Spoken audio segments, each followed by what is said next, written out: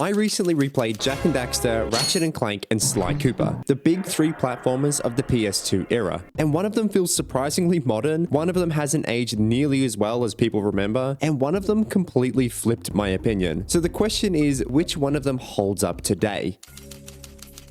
Starting with Sly, and honestly, this is where the aged conversation gets tricky. Sly relies on kind of a comic book aesthetic, but the delivery feels thin, and most of the story is told through still images with voiceovers. But the real issue is that the plot is very simple. You start the game with one goal, getting your family's book back, and it never really goes beyond that. There is no major twists or character shifts. While it's stylish, it lacks cinematic energy. It just didn't have the same sense of scale or growth as the other two. Jak and Daxter is a step up. The goal is simple: turn Daxter back to normal. But where this beats Sly is the world building. As the game opens up, the mystery of the precursors kind of takes over. You're constantly finding these massive ancient machines and cities that are just left behind by a civilization that just vanished. It gives the world a sense of scale and history that makes it feel much deeper than just the standard platformer. But the winner here is easily Ratchet and Clank. The story here is kind of gritty. It's a satire of corporate greed that feels more relevant in 2026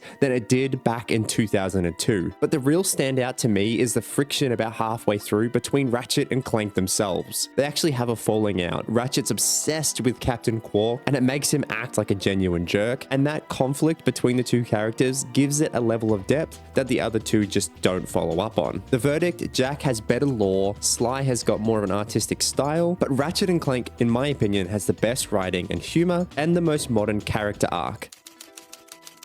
Starting with Ratchet, and man, does he just feel heavy. It's like he's got weights in his shoes. The biggest problem here, I think, is the lack of strafing. You're constantly fighting with Ratchet to get him to aim at enemies. He does have the heli-pack movement, but outside of that, just moving Ratchet around feels clunky and slow. Compared to modern standards, Ratchet is easily the most dated feeling of the three here. Next up is Sly, and he's definitely a step up from Ratchet's tanky, kind of slow controls, but he comes with a catch. Sly's movement is all about context-sensitive actions. Basically, you jump near a pipe or a ledge and you tap or hold circle, and the game essentially does the rest for you. It really looks good, but it feels like you're platforming with safety rails on. You don't have a lot of creative freedom, and you're basically just going where the game wants you to go and where the magnet will pull you to. Then we get to Jak, and this is where you realize why people still talk about this game even in 2026. Jak 1 feels liquid.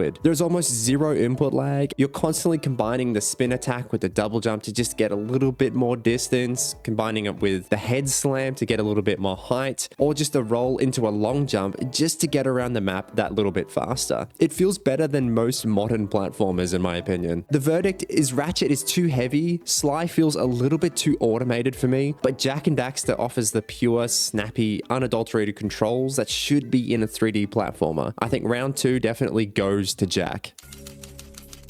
I think let's just look at Sly first. Combat here really isn't the focus of the game. It's more of a penalty for failing stealth. Most enemies are a 1 to 2 hit kill, but you yourself are just as fragile. It works for a stealth game. Don't get me wrong, I think that this is fantastic for a stealth game, but compared to the other two in this category, it feels very, very one-dimensional. In the grand scheme of things, Ratchet should take this. The variety of weapons is kind of legendary, but the lack of strafing makes the actual fighting feel terrible by today's standards. I died quite a few times just trying to get the auto lock to cooperate. It's clunky and frustrating, and it's honestly surprised me how much the movement in this game holds back the combat. But that leaves us with Jak. It's very, very simple, but I think that it's more polished than Sly. You can combine all of his different moves in a lot more ways than you can with Sly, like the punch into an uppercut, into a spin. Even though enemies die in 1 to 2 hits, the real edge, I think, over the other two is the ecosystem. You can use blue eco for speed, yellow eco to shoot fireballs, or red eco to make your attacks stronger. I think it adds another layer of depth that makes it feel just a little bit better than the other two. Ratchet has got better guns, but Jak has got a better fight in 2026. I'd rather have a polished spin kick than a rocket launcher that I basically can't aim without standing still. I think round 3 goes to Jak.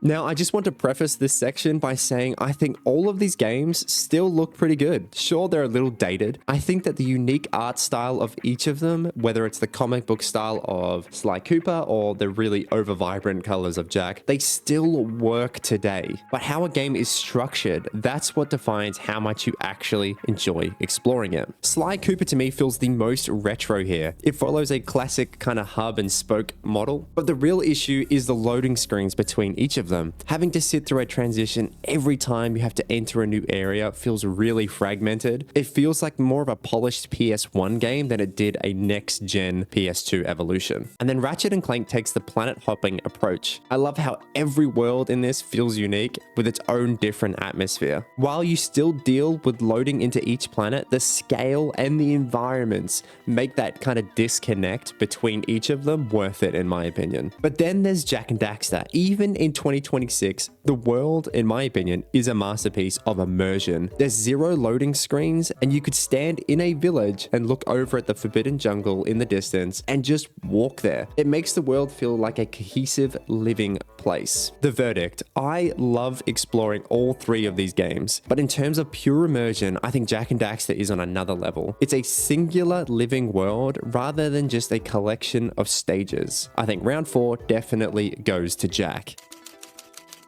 Finally, we have the music and sound design. This is probably the hardest category to judge because all three of these games use sound perfectly, in my opinion, to capture their atmosphere.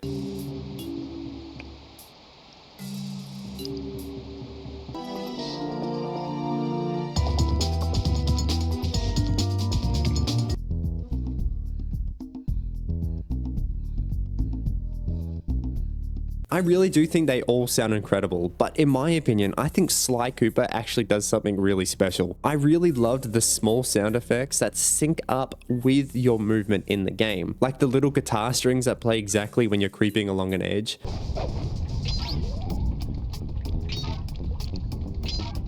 It makes the world feel like kind of like a living cartoon. I really did enjoy Ratchet's like kind of industrial grit type of music, and Jak's ambient world are great, but Sly's soundtrack feels like it's actually a part of your gameplay. The verdict: all three of these, in my opinion, are 10 out of 10s for music, but the extra layer of charm, I have to give this one to Sly Cooper. So tallying all of the points here, Ratchet and Clank definitely took the story for me. I think Sly Cooper took the music to just a little bit higher than the other two, but I think what makes Jak and Daxter hold up in 2026 compared to the other two are the controls, the combat, and the level design. I think that this makes Jak the winner by far. It's the game that feels the most modern and fluid to play even in 2026. But replaying all of these back to back for this video really highlighted the gaps between them. While they all belong to the same legendary era, seeing how they handle side by side made it clear that these studios also had really different priorities. But even with their flaws, I think that these games have more personality than most AAA titles that release today. And if you had to pick one to play through right now, which one are you going to grab? Is it Jak and Daxter, Ratchet and Clank, or Sly Cooper? Let me know in the comments which one you think aged best. Thanks for watching, and I'll see you in the next one.